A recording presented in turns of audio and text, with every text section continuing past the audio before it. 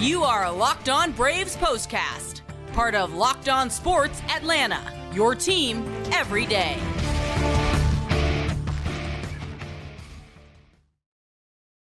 And hello and welcome into the Braves POSTCAST. Grant McAuley, Jake Mastroianni with you after yet another frustrating night for the Atlanta offense. So there was at least a late spark, but it was not enough as the Orioles had their own late spark and picked up a 4-2 win in comeback fashion over the Atlanta Braves in Game 2 of this 3-game series. We'll go through all of the particulars of this one, talk about the success of Spencer Schwellenbach in his third Major League start. That was certainly a bright spot, and continue our search for answers for the Atlanta offense, which has been a running trend, unfortunately, for going on about 2 months now. He's Jake Mastroianni. I'm Grant McAuley. This is the Braves POSTCAST. Make sure that you subscribe to Locked On Sports Atlanta right here on YouTube and subscribe to Locked On Braves wherever you get your podcasts. And, of course, we are part of the Locked On Podcast Network, your team every day. Today's episode is brought to you by eBay Motors. From brakes to exhaust kits and beyond, eBay Motors has over 122 million parts to keep your ride or die alive.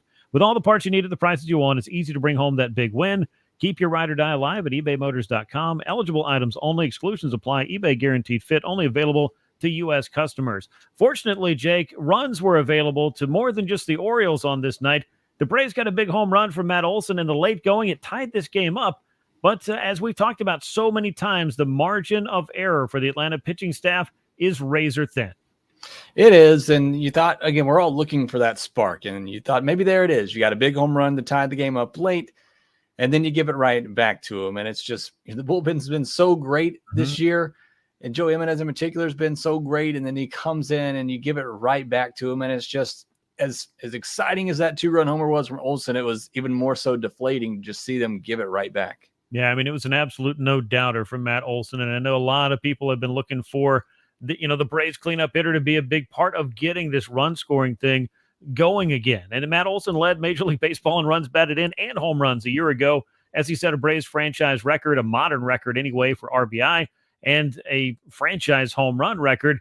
That was reminiscent of the Matt Olson we saw a year ago, and he came through late, and it was, as you mentioned, an exciting jolt for the Braves offense. But I think you're absolutely right about the Atlanta bullpen. It has been very good. The pitching staff at large has been what has kept this club from going through an even worse stretch since May the 1st. And unfortunately, some of these guys are going to have an off night. They're going to hang a pitch. They're going to groove one. They're going to have a bad night, whatever you want to call it. And unfortunately for Joe Jimenez, tonight was his night for one of those. There haven't been many of them this year, that's for sure. No, there haven't been. Again, it's been one of the reasons the Braves have been able to tread water for so long as they have, with the offense being down. So again, it's just frustrating because, like we said, you're asking your pitching staff to pretty much be perfect every single night to give yourself a chance to win. So you just can't have too many mistakes like this. Just unfortunate, again, because the pitching staff has been good. As for Matt Olson, he's been good for a while now. I think people haven't really realized that too much. He hit 270 in May. This month already, he's hitting 306, 390 on base, and a 520 slugging percentage. So he's really not one of the problems as much anymore. Now, there have been issues with him maybe getting those big hits with runners in scoring position. That seems to be everybody's problem in the lineup. But he's at least been one bat that's been producing, getting on base, and getting, giving the offense a chance. He and Marcel in the middle of that order. Get those two guys going. Again, just get a couple other guys here that maybe we can see this offense start taking off. Yeah, I mean, that's really what it's going to take, is a little bit from everybody. It's not certainly going to be a one-man show. I mean, Marcell Ozuna has done his best to be a one-man, production crew for this club, but it just, you're going to need more help than that. And the Braves continue to shuffle the lineup around. We'll talk about that a little bit more later on, but we finally saw Austin Riley, who's been struggling mightily since coming back from injury, dropped down in the order, and Riley batting 5th behind Matt Olson. You saw Marcell Ozuna back in the 3rd spot. I think that's the place that Marcell should just be hanging out so that you can at least get him to the plate in the 1st inning. If you get a couple of runners on base, you just want to make sure you're maximizing what you can. But I mean, everybody's trying to figure it out at the plate. The guy's not named Marcell Ozuna, but the top 5 in the order had all 7 of the Braves hits in this game. Unfortunately, after that, they were, over the rest of the lineup was. And some of the changes that Brian Snitker made, at least a couple of them, they didn't really play out in this game, but he's trying everything he can. And, the manager, the hitting coach, those guys can only do so much. Eventually, you go up to the plate alone. It's a solitary game, and the Braves at the plate, it has been a difficult road for quite some time for several of the hitters that the Braves need to turn this thing around. So I guess I say all that to say a little bit of something went right at the top of the order, but man, it was like the lights got turned out on the bottom half. Yeah, it's tough going. And, I talk about that all the time on here. When I come in, one of the first things I look at the box score is, did everybody contribute in some way? And you look at it on tonight, look at the Braves side of things. Like you said, all 7 hits came from the top 5 guys in the order. That's great. You want your best hitters to be getting on base, but you need some sort of contribution from the bottom, and you got nothing. And 0 for 4 from Duvall, who did have a couple of hard hits. Murphy continues to struggle in 0 for 4. Brian Anderson over 2 with 2 strikeouts. Kelnick did at least reach on an error when he came in, but over 2. Orlando Arcia over 4. But on the flip side, you look at the Orioles, everybody up and down their order had either a hit, a run scored, an RBI, a walk. The only person that didn't was Ryan O'Hearn, who was over 3, and his replacement came in and hit the game-winning home run. So it's just, I get it. Not everybody's going to be on at the same time, but you can't have half of the order doing all the work and the rest of it contributing absolutely nothing. And that's unfortunately what the Braves got on this night. And as for, the lineup situation, I want to get to that. I want to get to that a little bit more later. I don't want to get too stuck on it in the first, because otherwise this segment will end up being 2 segments because we end up talking so much about it. I don't mean to cut you completely off there, but I do have a large thing I want to get into a little bit later with that as we preview, what's ahead in game 3 and perhaps what is needed. It was Colton Cowser who hit the home run coming in as a replacement for Ryan O'Hearn in right field. He also made a nice catch on Austin Riley over in the corner late in the game as well. But that 2-run homer off Joe Jimenez and what you talked about up and down that lineup for the Orioles, there's a reason why they're one of the best offenses in baseball. They're a very complete team as well. They do a lot of things right. And when you're doing a lot of things right, things seem to go your way. I think we remember quite a bit of that about a year ago, but there hasn't been much of it happening for the Braves in this series. To use the word again, has been a microcosm of their struggles. Quickly before we do take our first break, Spencer Schwellenbach did a really nice job. His 3rd start in the big leagues. And Jake, what a bounce back performance from getting knocked around at Fenway Park against the Red Sox, going up against one of the better lineups that you're going to find in Major League Baseball. 6 innings of 2-run ball. I think the Braves would sign up for as many of those as Spencer Schwellenbach can give them.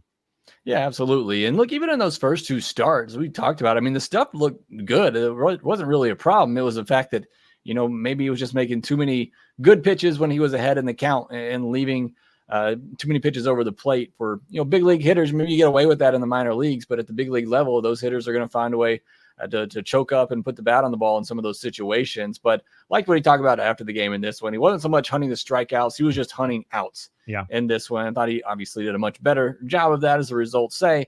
And also he started using the sinker a little bit more. And that was something, again, they talked about after the game that, minor league coordinators told him to stop throwing it, basically. And the Braves pitching staff up here said, that could help him against righties. And again, only threw it 8 times in this one, but was a little bit more effective for him, help get some of those ground balls and mix it in with that cutter running away from righties. So, 6 pitches altogether that he threw tonight. Again, the stuff hasn't been the issue for him. I think it's more so just figuring out sequencing, when to throw pitches in certain counts at this level, where to throw pitches and how to locate them to get the results that you want. I think that's really just the next step for Schwellenbach. I think we saw some of that tonight. So I've been really impressed. Again, even in the bad outings that we've had from him, I've been impressed with the stuff. I think he's going to be really good. The question becomes, and maybe we get to this a little bit later too. It seems like the Braves are going to a 6-man rotation, but Schwellenbach, how long do you get from him? He's already, at the most innings that he threw at this point last year in his first professional season. But either way, just as far as the performance, I thought he was really good. And the big thing too, in that inning that he gave up a couple of runs, those were, 2nd and 3rd, nobody out to begin the inning. Thought he did a good job of kind of managing that. Yes, he gave up a couple of runs, had to throw an error from Matt Olson there. But to not let that really just get out of hand and then work beyond that and put up some zeros was really impressive. Yeah, it definitely was. 2nd and 3rd, nobody out. For a lot of clubs means that you could put up a pretty serious crooked number. And yeah, they did get those 2 runs in, but you're right. Any amount of damage control you can do and then being able to come back out and throw some clean frames, I think there was a lot of growth. And we'll talk more about Spencer Schwellenbach as we go along. Unfortunately, as we've had to talk about so many times here on the Braves Postcast, whether it's a great start and good work from the bullpen, whether it's those occasional nights where, hey, the starter doesn't have it, or a couple of relievers might end up struggling. The offense has just not been able to pick this group up, but it continues to be, I think, a lot of well-pitched games for this team. And the strength being pitching was not the thing that when we came into the year we were expecting it to be. But as long as this offense has been searching and trying to find itself. The pitching staff has done everything that it can possibly do, I believe, to keep this club afloat, keep them, in contention for whenever they can turn it around, because I know we like to say, hey, there's a lot of baseball left to be played. There's 97 games left, and that is a mighty big chunk of the season that remains. But the Braves are on their longest losing streak now since 2017 as they dropped their 5th game in a row. And we'll talk more about that. We'll also get into Spencer Schwellenbach start a little bit more, talk a bit more about the Atlanta lineup as promised. Well, whether you want us to or not, we're going to talk about it. We'll see what comes of it. And, of course, get you set up for Game 3 of the series, which will be coming your way on Thursday afternoon. All of that as the Braves postcast continues. Tax Network USA here on the Locked On Braves postcast. We pride ourselves in getting the latest news for your team, whether it's the offseason, the draft, spring training, or playoffs. It is year-round. And you know what else is year-round is collection season. And just because tax season is over doesn't mean the IRS will stop coming after your unfiled taxes. The IRS can garnish your wages, levy your bank accounts, even seize your property. Don't let the IRS target you. Let the licensed professionals and tax experts at Tax Network USA go to bat for you. With over 14 years of experience and an A-plus rating by the Better Business Bureau, Tax Network USA has saved their clients over $1 billion in tax debt. Whether you owe taxes, have complicated matters that require tax planning, or finally hit that parlay this season and you just need help to correctly file it, go ahead and contact the good folks over at Tax Network USA. Call 1-800-549-1000 or visit tnusa.com/lockedon for more. Prize Picks is America's #1 fantasy sports app with more than 3 million members. It's the easiest and most exciting way to get in on the action while you watch your favorite sports and players. Baseball season in full swing, all-star break fast approaching. Don't miss your chance to add your favorite players from the diamond to your Prize Picks entries. Pick the stats you like, more or less, add them to your Prize Picks entry today. Download that app. Use the code LOCKEDONMLB for a first deposit match of up to $100. That is LOCKEDONMLB in the Prize Picks app. Well, let's get inside the line score and the box score of this one, Jake. Unfortunately, a 4-2 loss for the Atlanta Braves in Game 2 of the series, which means that the Braves now will try to avoid a sweep in Game 3, which we'll get to later. Braves with 2 runs on 7 hits, 1 error. Atlanta left 7 men on base. The Orioles 4 runs, 9 hits, 1 error. They left 6 men on base. Winning pitcher in this one was Aiken in relief. He is now 2-0. The losing pitcher is Joe Jimenez, who takes a loss in relief and drops to 1-2 on the year. Craig Kimbrell with his 16th save for Baltimore. Of course, for the Braves, the only offense you got was Matt Olson, and we'll talk a little bit more about the lineup. But I do feel like just looking at this start from Spencer Schwellenbach by the line, only 4 hits, only 2 walks. And I think you hit on something really important earlier, is that this is a kid that throws a lot of strikes. He likes to get ahead. He's trying to put hitters away. And in that, I think that a younger pitcher or a more inexperienced pitcher may sometimes think, well, I need to come right back after him. I need to stay over the plate. You don't want to issue walks and you don't want to work behind in the count. But there's almost, Jake, I feel like a reliance on throwing strikes to the point where some major league hitters may be waiting for you to be around the plate and say thank you very much if you just so happen to choose the wrong offering and put it in the wrong place. Yeah, I mean, it's what we've seen from him at the minor league level too, is that at least until his last couple of starts this year at the minor league level, last year, not a lot of strikeouts, but wasn't giving up a lot of hits. And, just tells me he's throwing a lot of strikes, giving up a lot of contact, but getting a lot of weak contact. And, at the major league level, that weak contact becomes, a little bit harder contact sometimes. And you have hitters that are more prepared for that to put some better swings on some good 2-strike pitches that you're probably not getting at the minor league level. So I think that's just an adjustment for him. Great. I would much rather see him, be able to throw strikes and know that he can be in the zone when he needs to. But I think there's just that next step for him of knowing, okay, I've got this guy 1-2. Let's maybe throw this cutter a little bit off the plate away and not try to paint the corner with it. Let's see if I can get him to chase a little bit and expand the zone a little bit. And so I really think that's just the next step from Spencer Strider wish Spencer Strider was still here, but from Schwellenbach, to be able to kind of don't take off. I don't have high expectations for him to be a top of the rotation pitcher. Maybe he is, but I think he can be a solid, middle of the rotation guy with the stuff that he has and the command that he has. It's just really kind of that him learning again how to use those pitches, where to throw them in certain spots that I think can really just help him, stay here at the big league level. And that's what the Braves are looking for. But, the main thing is he has that command. You certainly would much rather have that than somebody that's up there and is just unable to get into the strike zone when he needs to. Yeah, something else you mentioned earlier, which I have heard from several different pitchers and in several different organizations, where you get into pro ball and they say, okay, well, we know what you were using that, in your amateur career, but we kind of want you to scrap that and go with this. And you can see the development may be on a faster track. And this is something Spencer Strider actually talked a lot about, following his injury and the development of young pitchers. And, well, if an organization says to you, hey, we can get you a couple more ticks in velocity, we want you to throw this pitch and just max out, and you can get to the majors, are you going to take that road? Or are you going to wait around and say, you know what? I'm okay with throwing 92, 93. I'm going to get to the majors my way. Not too many people are going to be able to or willing to say that. So I think that, as much as anything, is something in development that maybe has gotten lost over the years. Is, well, we know what works and what can work. So trying to have everybody do it the same way, and not everybody is built the same. Not everybody has the same abilities. And when you try to do that, I do feel like some things slip through the cracks, and it might be, part of the development that leads to some injuries for some pitchers, but that is a whole nother discussion for a whole nother time. I am glad that he was utilizing that sinker. I think it's a pitch that baseball has kind of gotten away from in recent years as well. There just don't seem to be as many pitchers that are relying on that pitch as there may have been 5, 10, 15 years ago. Thing that really impressed me, though, about Spencer Schwellenbach, regardless of what pitch he chose to throw, was that he did all of this, Jake, against one of the best lineups in baseball. And you mentioned they got him on the ropes, and he was able to get out of it, minimize that damage, and put up his best start in the major leagues so far, and a quality start at that. Yeah, very impressive. And he's done that a couple of times now. I believe he did in his first start too, where he gave the 3-run homer is what it was in his first start, and then was able to settle down after that and work through that 5th inning and complete it. So a couple of times now we've seen him where he's given up a couple of runs, but it hasn't really fazed him, and he's just continued to work and not let things get out of control and keep his team in the game. And that's ultimately what you want. I mean, it's a tough game, and you're going to give up runs. You're going to have, things not go your way here or there. But I think a key quality that you look in, especially in a young pitcher coming up, is how do you handle those situations? How do you move on to the next batter? How do you make that next pitch after you've given up a hit, or a call hasn't gone your way? Maybe you give up a bloop hit here or there. How do you make that next pitch and stay focused? And that's something that's been really impressive from Schwellenbach, as he just continues.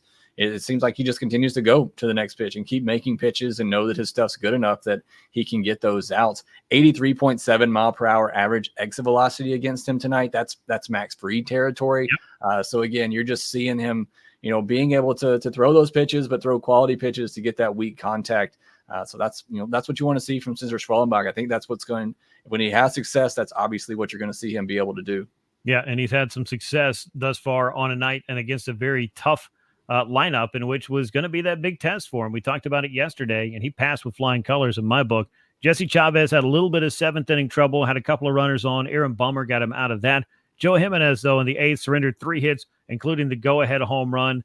Just an off night for him. Unfortunately, it happened right after the Braves had just tied the game with Matt Olson's 2-run homer in the top half. Colton Cowser had the answer for the Baltimore Orioles in the bottom half, and that lined up Craig Kimbrell to slam the door in the 9th inning. Atlanta's lineup struggles. The top 5, as I mentioned, had all 7 hits for the Braves. There were no walks in this game either, so not a lot of extra base runners to speak of. There was a hit by a pitch, which was a little bit startling, scary, if you will, but obviously Matt Olson was okay. 0 for 6 with runners in scoring position, 7 men left on base. Just another one of those nights, Jake, for the Braves, where we could sit here for the rest of the evening, but I'll spare you, me, and anybody watching this. You just don't have the answers for when exactly it's all going to start to click for the Braves. But I think you're going to start to see a few parts moving around more than we have. Austin Riley down to 5th. Adam Duvall against a lefty certainly makes sense, though he had an off night. Sean Murphy still trying to get things going. Brian Anderson being thrown into this game as well. Getting some at-bats, I think, almost to the point where if Adam Duvall is struggling so mightily against righties that he's hitting under 100 against them, maybe that's where Brian Anderson gets a few at-bats, because I think Jared Kelenic has obviously earned the opportunity to start on an everyday basis, and being one of their better hitters over the past at least couple of 3 weeks, I think you got to keep that guy in there and maybe give him an opportunity to do something closer to the top if he's able to really get himself going. Yeah, that was my only real complaint with this lineup today. I'm glad to see that Ozuna was moved back to 3rd in the lineup. He and Riley swapped. But I get that starting the ball against the lefties. Certainly he's had good success against them. Yeah. But Jared Kelenic, he's been one of your better hitters for a while now, really since Ronald went down. And even against lefties, he's hitting nearly 300 against lefties since Ronald went down, and Kelenic's been in the lineup every day. And then when he came in, like I said, he reached on an error. It was a good at bat. He did try to pull a pitch down and away, pulled it to second baseman bobbled it there, but he was hustling down the line and able to get on base, and then he stole a base.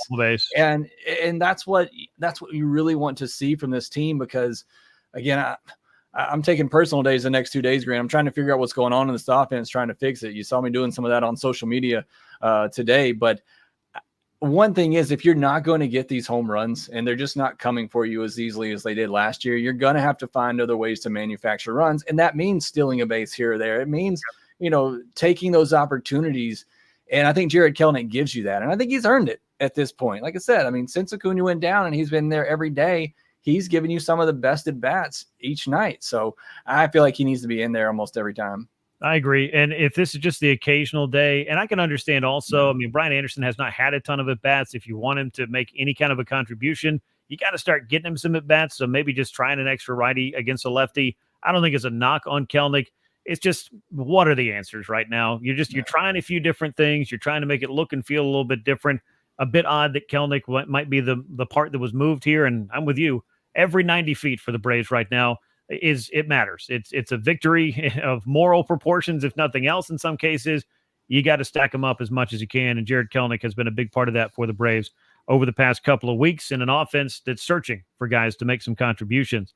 When we come back, we will take a look at Game 3 of this series against the Baltimore Orioles. It takes place at 1:05 on Thursday afternoon. We'll size up the pitching matchup as Reynaldo Lopez takes the mound, and the Braves try to put a halt to their longest winning streak since 2017. All of that and a little bit more as the Braves Postcast continues. Passion, drive, and patience. The formula for winning championships is also what keeps your ride or die alive. eBay Motors has everything you need to maintain your vehicle and level it up to peak performance. Superchargers, roof racks, exhaust kits, LED headlights, and more. Whether you're into speed, power, or style, eBay Motors has you covered. With over 122 million parts, you'll always find exactly what you're looking for, and eBay Guaranteed Fit. Your part is guaranteed to fit your ride every time or your money back. Because with eBay Motors, you are burning rubber and not cash. With all the parts you need at the prices you want, it's easy to make your car the MVP and bring home huge wins. That's ebaymotors.com. Eligible items only. Exclusions apply. eBay Guaranteed Fit. Available only in the U.S. Let's take a look at Game 3 of this series. It goes down on Thursday afternoon at Camden Yards. Braves and Orioles will close things out. Can the Braves avoid the sweep? They're 16-18 now on the road, Jake, with a .229 club batting average and an OPS that I don't even know is worth mentioning, but I can tell you it ain't good. Numbers a bit better at home. They're hitting 30 points higher at Truist Park. That's going to be their next stop. But these road woes are very much a part of what's been going wrong for the Braves here over the last month and a half. Yeah, got to figure it out, and got to figure out to win this game on Thursday to at least try to avoid the sweep. And I feel like they've done a good job of that at times, of getting that win in the last game of the series, whether to avoid the sweep. Unfortunately, we've had to try to do that way too much here lately. But then come back home, like you said, where they played a little bit better and maybe get on a roll there. But again, just get a win any way that you can. I know it's been a while. We're breaking too many bad records that we are seeing from 2016 to 2017. Last year we were breaking all the great records. We're breaking records you haven't seen in so long because the offense was so good. And now we're starting to break those records from the 2016-17 seasons that nobody really wants to remember. Yeah, it was way better when you were talking about maybe the 2003 Braves or even the bittersweet 1998 Braves, who have their own song now. But be that as it may, I don't think anybody wants to write a song about the 2024 Braves right now, because it'd be a definite heartbreaker. But that 5-game losing streak, the longest skid since September of 2017. And as you mentioned, the Braves were in a very different place back then. That was at the very end, as it turned out, of Atlanta's rebuild before the 6-year streak of winning the NL East got started. And there was that little World Series matter in 2021 that was also a product of all the winning the Braves have been doing. And they'd like to get back to that stage again. How will the 2024 season play out? We're all going to find out together. Reynaldo Lopez, though, has definitely been one of the bright spots this season. And while we can preview the mound matchup all we want to, it's always, lately, it always comes down to the offense's issues and inability to score. Reynaldo's got a 1.85 ERA. He's 3-2 on the year. He hasn't even gotten the run support to do the kind of thing that Chris Sale has done this year, but he's been every bit as important to the Braves' success in rotation, that's for sure. He certainly has been. I mean, he's done everything you could have asked and more. It's just, can we get him some run support? Can he get the runs that he needs to hopefully get some wins here? But again, it's Reynaldo Lopez. I mean, every time out, it feels like 5+ 6 innings, 2 earned or less. You just kind of come to expect it at this point with Reynaldo Lopez, and didn't know that I would say that coming into the year. And hopefully that continues, because the Braves are going to need it if they're going to have a chance to win on Thursday. And like I said, avoid the sweep. Yeah, and he's been a just very, very important part of what this rotation has done, especially when you consider that Spencer Strider was not available after his first couple of starts. Reynaldo was the 5th starter for Atlanta, and you thought that was a story, but he has pitched every bit like a more of a front end of the rotation pitcher for Atlanta. But one of the things that they're doing, and you brought this up earlier, and I want to spend at least a minute or two on it, is by utilizing guys like Spencer Schwellenbach and what would appear to be perhaps utilizing Hurst and Waldrop for a little while. It sounds like the Braves, and based on some comments that we've heard now as well, are going to look to manage the innings of their starters as they go along, so that by the time you get to that second half, everybody has had the chance to rest a little bit more. And they're going to, at least in the interim, trot out what is called the 6-man rotation. Now, how long have these things lasted in the past? Sometimes a turn or two through the rotation, sometimes maybe 3 weeks, but it doesn't seem like it's a long-term thing that most clubs do. But the Braves are certainly going to give it a shot.